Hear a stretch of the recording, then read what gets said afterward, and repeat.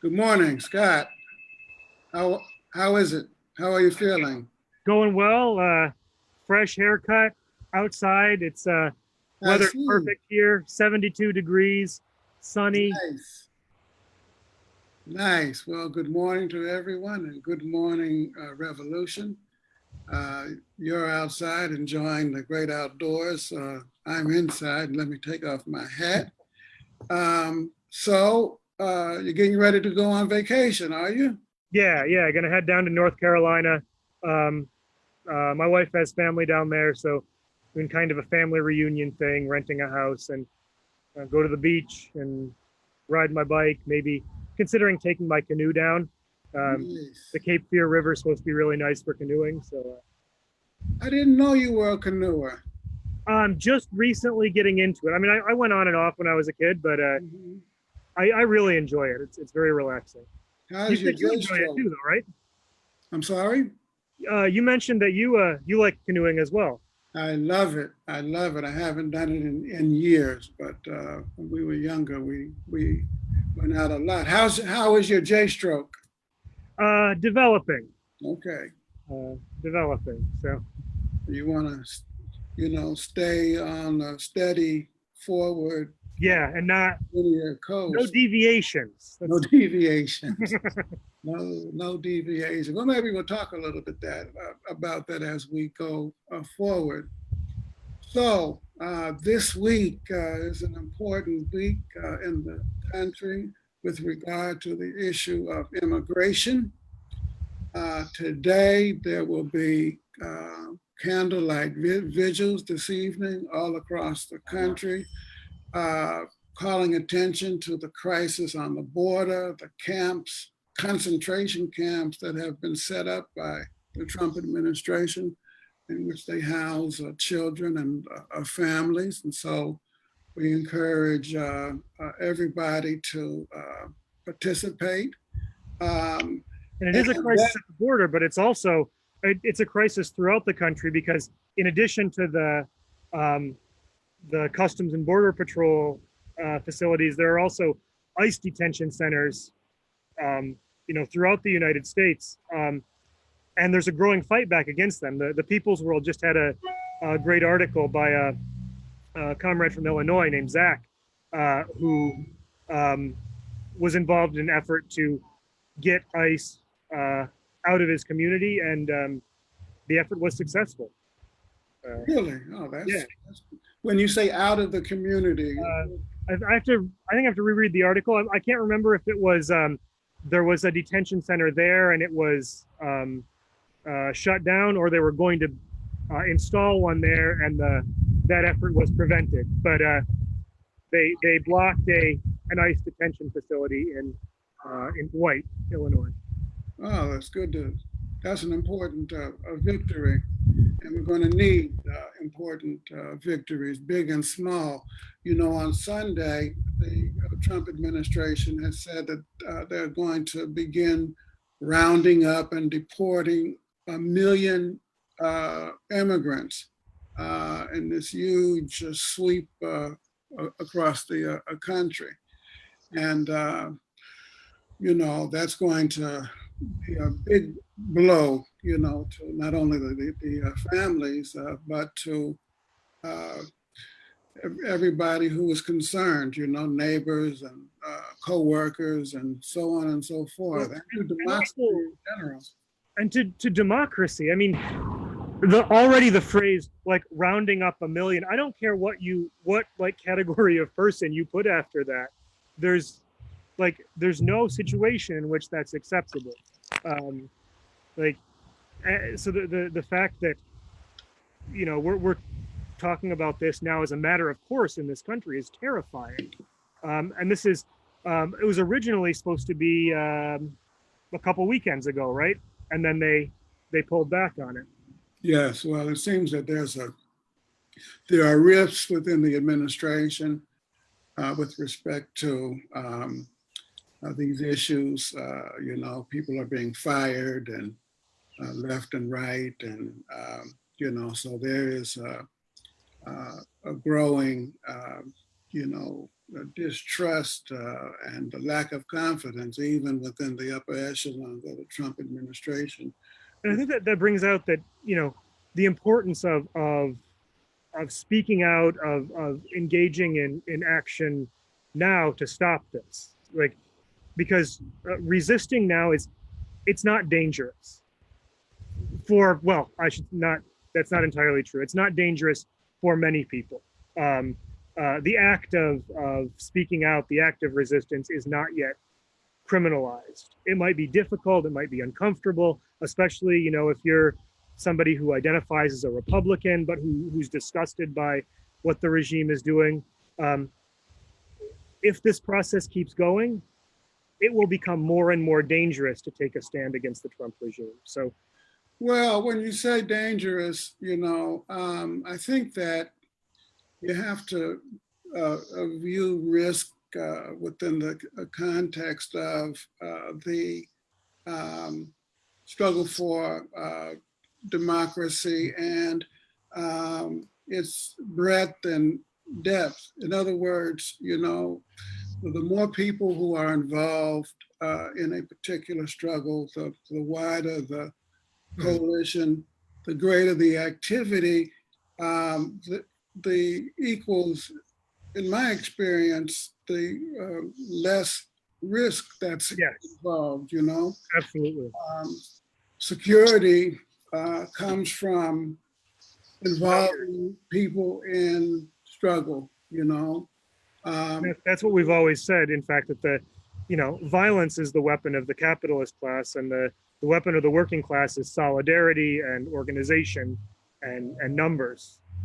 Yes, and but risk not only involves violence, it also involves job security.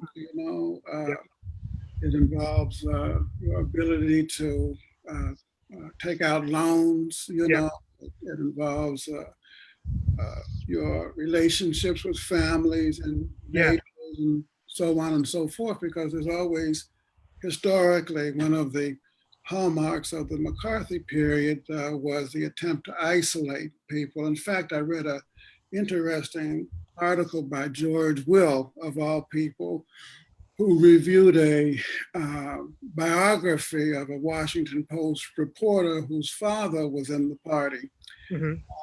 And he was fired from his job, blackballed.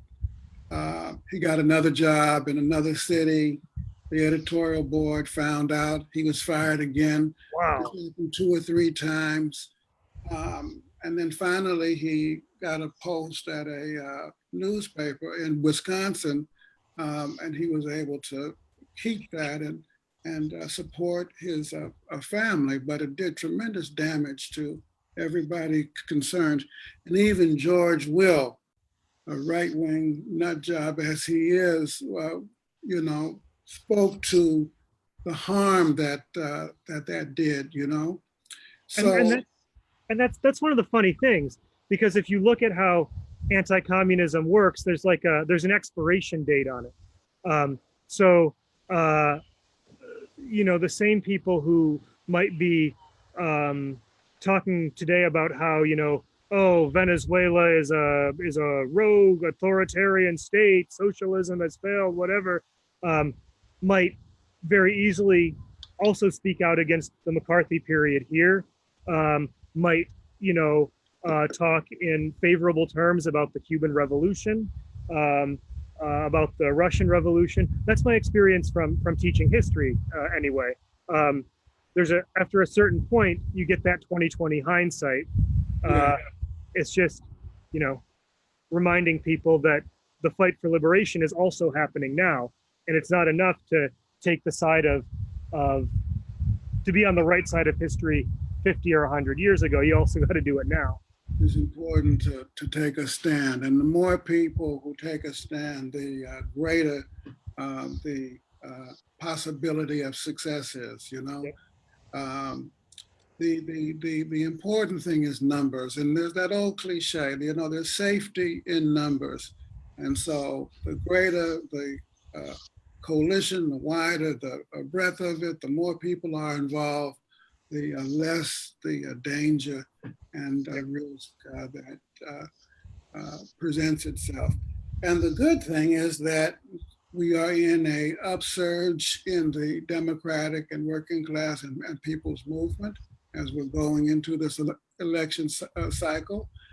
And I think that it's going to mean that Trump's days in office are numbered.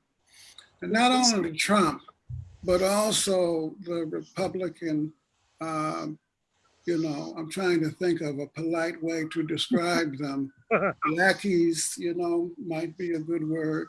I always like lick spittles. Nick Spittle sounds kind of a very British word. Anyway, that ilk or that group of those who are following him in Congress and in state legislatures, I think that their days in office are numbered, And it's great to see that there's a challenger to Mitch McConnell. In Kentucky, right? Yeah. I haven't read up on her. I'm pretty sure she's not a radical, like a radical leftist or a, democratic socialist or whatever. But compared to McConnell, just about anything is acceptable. This is the second woman to run against him. Isn't that the case? There was this singer, actor. Oh, I don't remember. And I don't recall her name, but I think she did quite well Okay. in her first time out. Trump received another setback this week with regard to the citizenship question by the Supreme Court. And he had threatened to make it possible by executive order, but I think they announced this morning that they've given up even on that idea. Have you been following that story? A little bit. So he at first seemed like he wanted to bulldoze us into a constitutional crisis. So the Supreme Court says no, and the Trump regime says yes, and do it anyway. They backed off on that, and now his claim is that they can get the same, or in fact better information by going through the records of the different agencies. So the new order is to force federal agencies to furnish all the data they have on numbers of citizens and non-citizens to the to the Census Bureau or whatever. I see. And tell me, what's behind this attempt by Trump and company to put this citizenship question on the census form?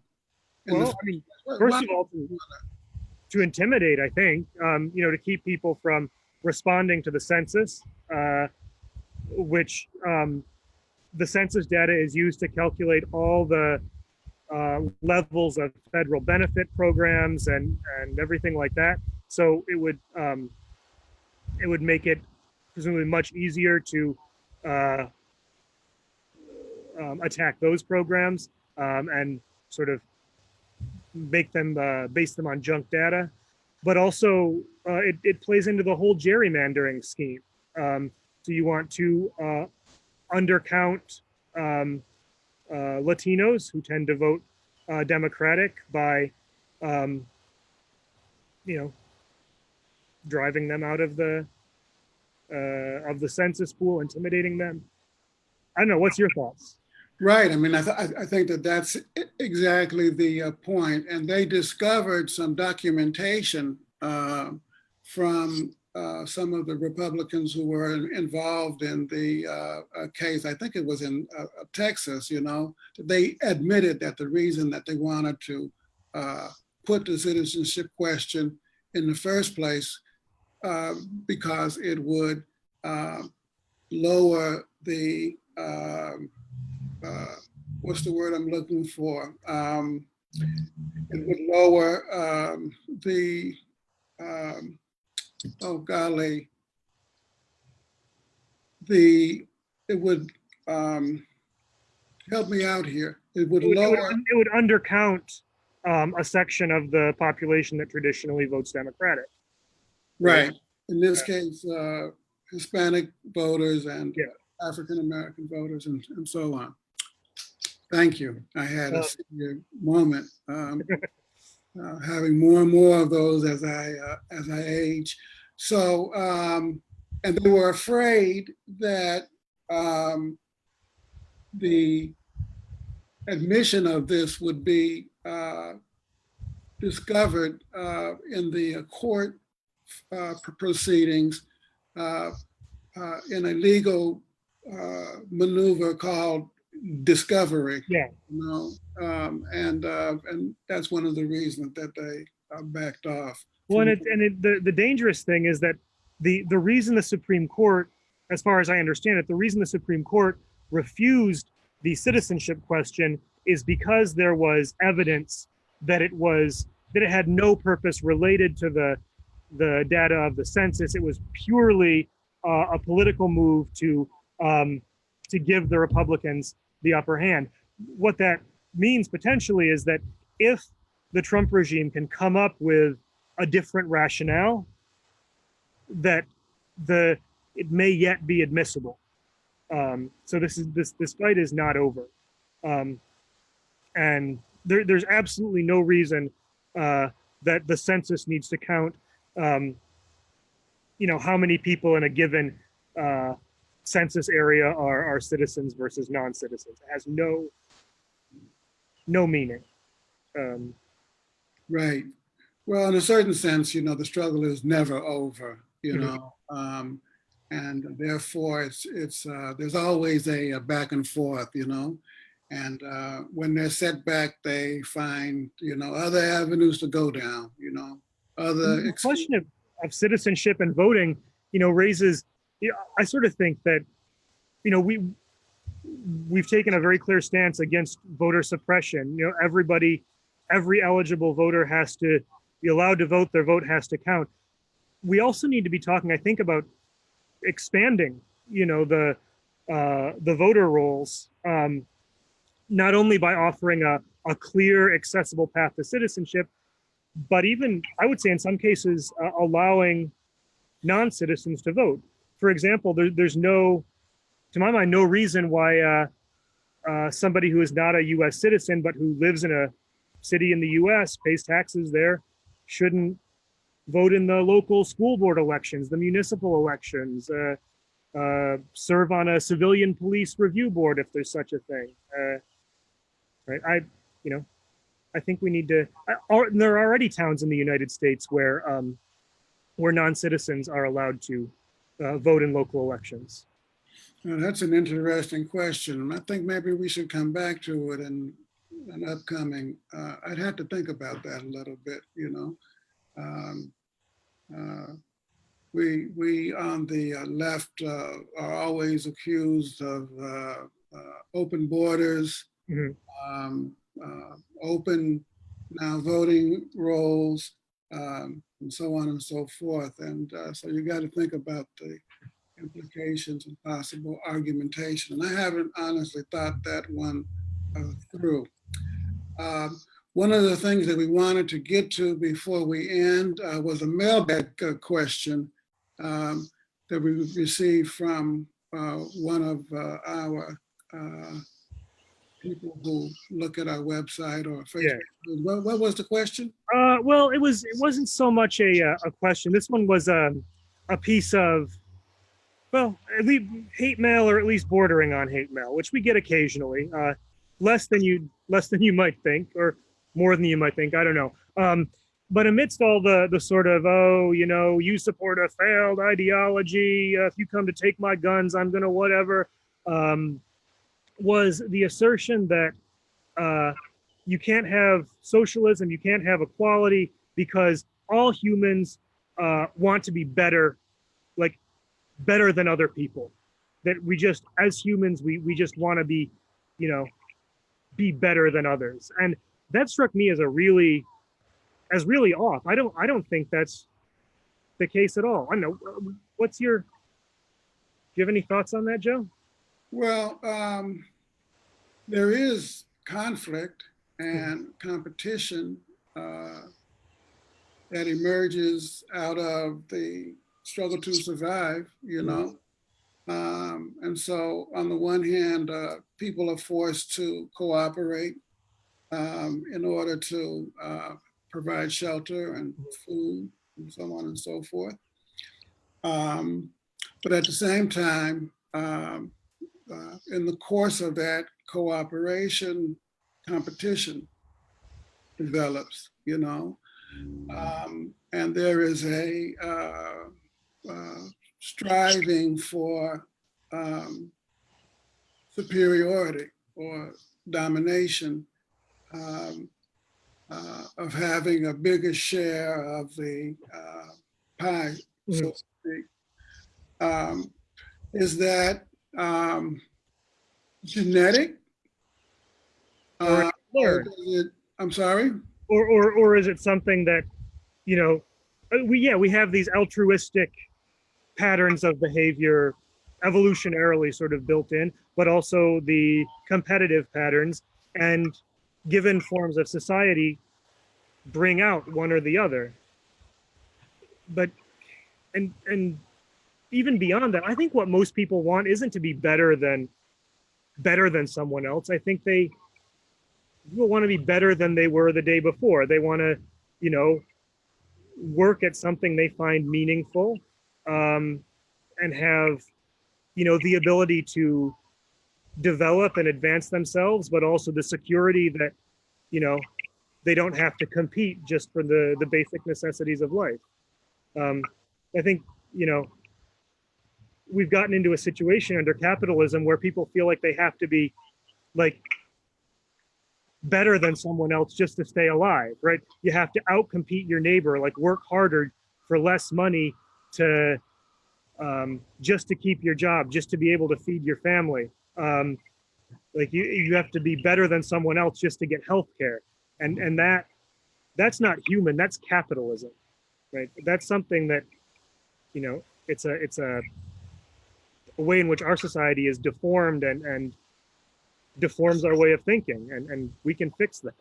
Well, apply that for a moment to a swimming contest, you know, or a horse race, or a basketball competition. Are you arguing that the striving to win 100-yard dash or the Super Bowl, or the World Series is inherent to capitalism? No, certainly not. Um, People, like, there's a difference between competing to demonstrate your mastery of a skill and competing to stay alive, right? Mhm. And like, I remember being in Cuba. Cubans love competition. They're nuts about sports, but everywhere.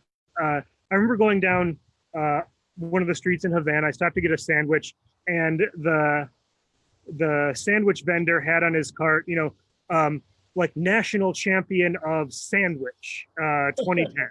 Like, so this guy had won. There was a competition for who did like the best, you know, whatever Cuban sandwich or whatever, and he was the winner, and he was proud of that, and that's totally legitimate, and that striving is part of being human. But to say that desire to, I would put that as a desire to develop personally, you know, and to say that somehow would prevent us from getting to socialism, would prevent us from having equality, locks us in this destructive competition of capitalism, I think it's way off base. I see. Okay. So I guess what you're saying is that there is competition and a striving for excellence under capitalism. Yeah. There's a striving and competition for excellence under socialism, and that the material basis for each are quite different. And the motivations underlying each of them are quite different. we could even say the survival for excellence, or the competition to demonstrate excellence under socialism versus the competition for survival under capitalism. Maybe Hmm. that maybe would be the distinction. Well put. Well, before we end, and we're going to have to do that in a second or two, we want to remind everybody that on September the 14th, we will be celebrating our 100th anniversary in regional events around the country. There'll be one on the East Coast in New York, another in the Midwest in Chicago, and third in LA for the Southwest and West. They will be streamed live here on Facebook. And we invite everybody to come and check us out. We're going to have a wonderful program of speeches and music and poetry. It's going to be a big, big birthday party. 100 years. Can you imagine? I live in New York State, but maybe I'll head out to LA for the one out there. I've never been to LA before, so might be a good chance to go check it out. Well, we'll have to talk with our new co-chair, Rosanna Cambron, about that, and I'm sure they would be more than happy to have you. Any parting last words? Anything you? Oh well, just congratulations to you and to Rosanna, the new co-chairs of the Communist Party USA, and yeah, we're in a wonderful period, and we're looking forward to what the future brings for the party.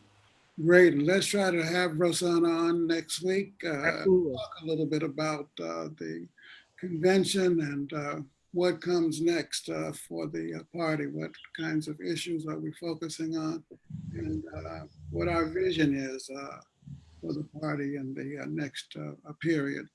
And we'll be posting some remarks from you and from Rosanna soon to our website and Facebook page. The remarks that you gave after your election was announced at the National Convention. Great, great. Well, check us out at cpusa.org and here on our Facebook page. And there will not only be written remarks, but we'll also have some video so you can hear it as well. All right, well, that's it for this week. Take care and enjoy your vacation. Thanks. I'll see you guys next week. Great, and be careful on that canoe. I'll try to. I'll see you. Take care.